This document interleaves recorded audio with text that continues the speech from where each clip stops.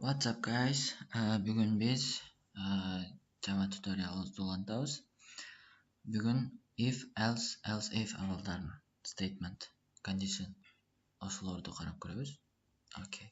Ал үчүн новый. Окей. Save. Окей, аны бул папкага save. L02. Java.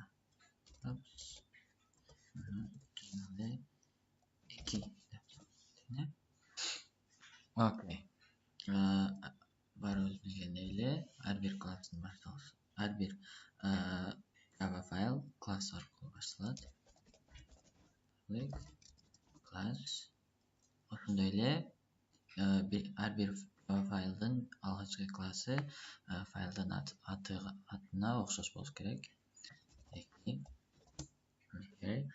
Ошондой эле ар бир класс main function болуш керек. Public static void main. Окей. Ошондой эле string arg аттуу аргумент алыш керек. Окей. Бул string arg кандай аргумент экенин кийин functionдар тууралуу талкуулаганда ошондо карайбыз. Окей. Бүгүн биз if else statementтерини карап көрөбүз. Окей. Биз user'дан кантип информация алышты билебиз. Ал үчүн бизге import java.util.scanner аттуу классты биз импорт кылышыбыз керек. Аны импорт кылгандан кийин scanner object создать этип алабыз. Мындай айтканда объект scanner создайбыз. Ал үчүн scanner myscan барабар new scanner. Окей. system.in. Окей. Мындай айтканда система аркылуу биз киргизген санды көрсөтүп берет. Окей, бирок Окей. Андан соң мисалы биз мындай десек, age десек, андан соң system.out.println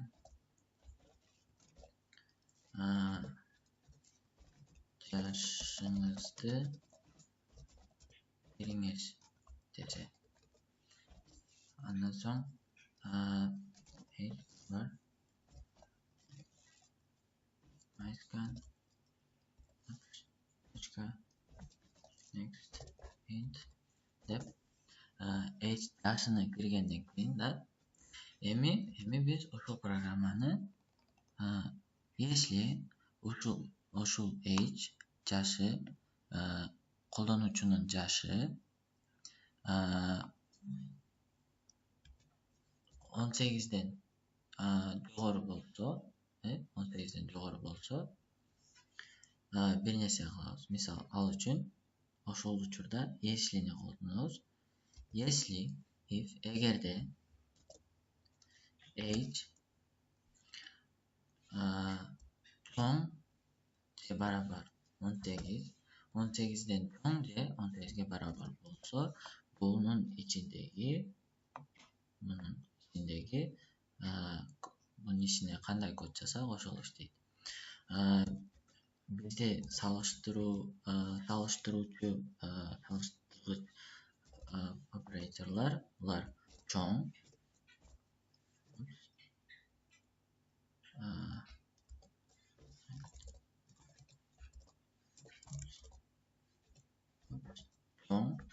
бул деген чоң бул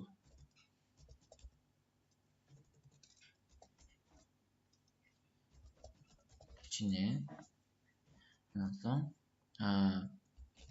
чоң же барабар, кичине же барабар. Ошондой эле барабар эмес дегенди Java'да биз модуль белгилейбиз. Илеп белгиси жана барабар бул барабар эмес дегенди билдирет. бул барабар эмес дегенди билдирет. Окей. Биз бул жерде адамдын жашы 18ден чоң же 18ге барабар болсо, system.out.println сиздин жашыңыз мисалы чет өлкөгө чыкканга жетет десек, мисалы нотариустан эч кандай документсиз, паспорт аркылуу, конечно, бирок нотариустан эч кандай доверенности жок эле чет өлкөгө каалаган жака чыкса болот. Мисалы ал үчүн бизге өтүңүз десек, өтүңүз. Окей. Эгерде бул 18ден жашы 18ден кичине, бирок 16дан чоң болсо, else if же болбосо деген. Же болбосо жашы чоң же барабар 16га болсо, 18ге бул качан иштейт? Бул 18ге бул statement ката болгондо гана иштейт. Бул жерде ар бир ушундай абал, бул age чоң же барабар 18 деген бул абал. Эгер бул туура болсо, мунун ичиндеги код иштейт. Эгерде туура эмес иштейт дагы, иштегенден кийин бул дальше уже бүтөт. Мындайча айтканда, эгер бул иштесе, бул иштебейт. Окей. Бул иштебесе, бул менен салыштырат. Эгерде жашы 16дан чоң же барабар болсо, бирок 18ден кичине болсо. System.out.println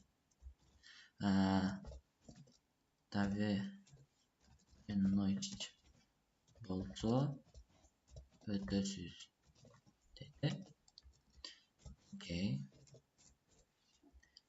Же болбосо бул дагы ката. Башкача айтканда, жашы 16дан кичинекей болсо, system.out.println бирөө жашы жеткиликтүү бирөө менен өтө аласыз дейт. Окей. Эми муну run кылып көрсөк, көпчүлүк жаңы Java'ны баштап атканда Sublime Text же болбосо Atom сыяктуу текст эдиторлорду эле колдонсок жакшы. Себеби IntelliJ же Eclipse алар акылдуу эдиторлор катары эсептелинет. Алар мисалы кайсы жерде ката бар, алар сразу көрсөтөт. Бул жерде көрсөтпөгөндүктөн туура жазганга бат үйрөнүп кетебиз. Окей. Эми бул жакта жазган кодду биз компайл кылыш үчүн бизге command prompt керек. Ал үчүн Windows поискке cmd деп жазабыз. Андан cmd'ни run as administrator, открыть как администратор. Окей. Ачабыз. Да. Окей. Муну ачкандан кийин биз 2.java деген файлга алып барышыбыз керек. Азыр бул C дисктин Windows деген папканын ичиндеги system32 деген папканын ичинде турат. Аны биз sd slash десек, биз C дискке келдик. Андан соң бул жерде жазылып турат. Мисалы C users normu desktop.js java texted lesson 2.java деп. Окей. sd users. Окей. Normu desktop js окей java desek bul жерге барат. Ошондой эле бизде dir десек ичинде кайсылар бар көрсөтөт. Ошондой эле cls десек жабат. Окей. Бул жерден sd Java'nın içinde text add to papka анын içinde sd lesson деген папка. Окей. Бул жерде dir десек бизде мына 2.java аттуу файлыбыз бар. Окей. Биз бул жерге келдик. Бул жерге келгенден кийин эми компайл кылыш үчүн java c java compile дегенди билдирет. Жана файлдын аты 2.java дейбиз. Окей, бул деген ийгиликтүү компайл болду деген. Эгерде мисалы бул жерде бир муну жазып койсок, save бир жерде ашып калган болсок, java c 2.java. Окей. Бул жерде 10-чу линияда ката бар семиколон бүтүрлүү чекит калып калды. H-bar MyScan Next-in дегенден кийин семиколон болуш керек деп көрсөтүп берет. Катаны таап берет. Окей. Муну кайра жазабыз. Сохранить. Окей. Java C 2.java. Окей. Биз компайл кылгандан кийин муну ачыш үчүн Java анан 2 десек бул жактан ачылат. Жашыңызды кириңиз дейт. Мисалы жашым 17 десек, доверенность болсо өтөсүз. Окей. Биздин абалдарыбызды карайбыз. Окей. Бул кандай болду? Жашыны кириңиз деп чыкты. Жашыны кирди.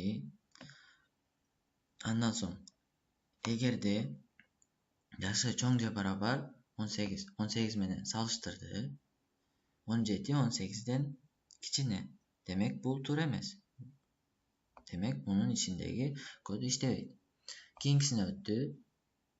Эгерде жаш чоң же барабар 16дан болсо бул иштейт. Жашыбыз биздин 17. 17 демек мунун ичиндеги код иштейт демек. Окей.